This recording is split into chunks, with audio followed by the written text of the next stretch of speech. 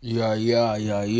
Big Baby JTV, man. I'm gonna need y'all to like this video right away. Like it. Um, man, let's get into it, man. Let's get into it. The black man. The black man being vulnerable, right? Now, when we look at this society, we're talking about Western society, we're talking about Canada, we're talking about United States, we're talking about parts of Europe mostly. We see that the black man is looked at as superhuman, as a sign of masculinity, a very big sign of masculinity, right? And it's almost the antithesis of vulnerability. You know what I'm saying? You don't see stories or black men portrayed in a way that is vulnerable. Let me give you the exact opposite of that. The exact opposite of that is the Asian man. The Asian man is looked as more feminine, as more soft. You know what I mean? But the black man is always viewed as hard, as animalistic, as a otherworldly being, to the point where police are comfortable shooting black people, especially black men, because they don't see you as a human. They see you either as superior or as subhuman. You understand what I'm saying? So for the black man to be vulnerable in a society that doesn't see him as equal in all arenas, you know what I'm saying? In arenas of science, of technology, and work, and education, you know what I mean? In all aspects, black people are not seen as anything that is just human. And I won't just say black women. I'm just going to be more specific. I'm going to say the black man. So when we talk about black men being vulnerable, when we talk about black men showing, that softer side, it's discouraged. It's something weird. It's something strange. It's something that's put down, shut down. I want y'all, when you get the chance, to watch the movie Moonlight. It's about a gay black boy in Florida who essentially was bullied and dealt with a lot of issues within his household. I'm not gonna get specific. That eventually led him to be something that maybe you might expect or not expect, depends who you're asking.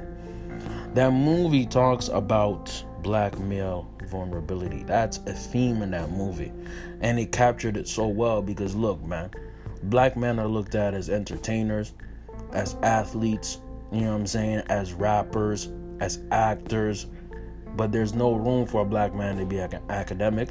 There's no room for a black man to be a CEO. There's no room for a black man to be anything less or more than what their standard is. So a black man can't be vulnerable.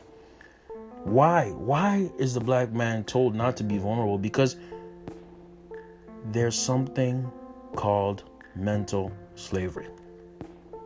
Mental slavery. Now look, I'm not gonna say everything links back to slavery because I'm personally African. I've never experienced any of that slavery stuff.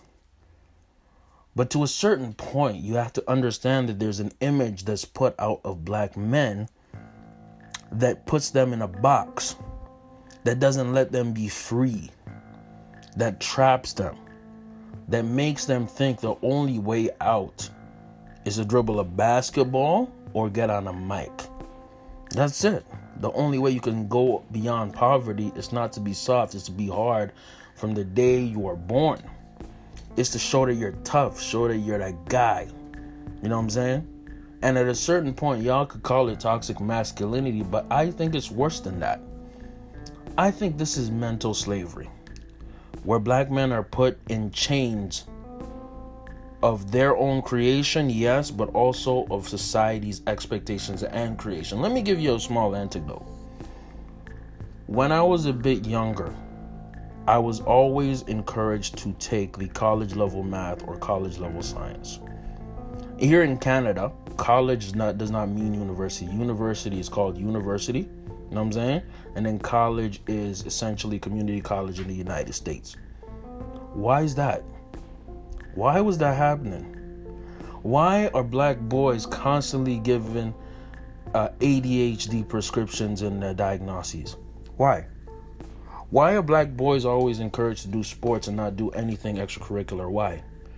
Because there is a narrative that not only other people have created about black men, but also black people themselves. At the end of the day, a black man can't be vulnerable in the society because the society does not encourage it and does not promote it. Black male vulnerability is looked at as gay. Literally. If a black man shows emotions, he is memed. Van Jones. But nobody's ready for that conversation because black male vulnerability is something that this society discourages. It spits upon it. So how are you comfortable being vulnerable in a society that doesn't want you to be anything outside of the box? We're going back to mental slavery, man. Mental slavery, because these are chains not only of other people's creation, the majority's creation, but also our creation. Why can't that black boy be the greatest scientist? Why can't that black boy be the greatest mathematician? Why can't that black boy become a CEO of a Fortune 500 company? Why can't that black boy be anything that he wants to be in his life? Because of the chains. The chains of mental slavery that they and we have participated in, and we constantly are afraid of seeing a black man vulnerable because that will make him human. That will make him human.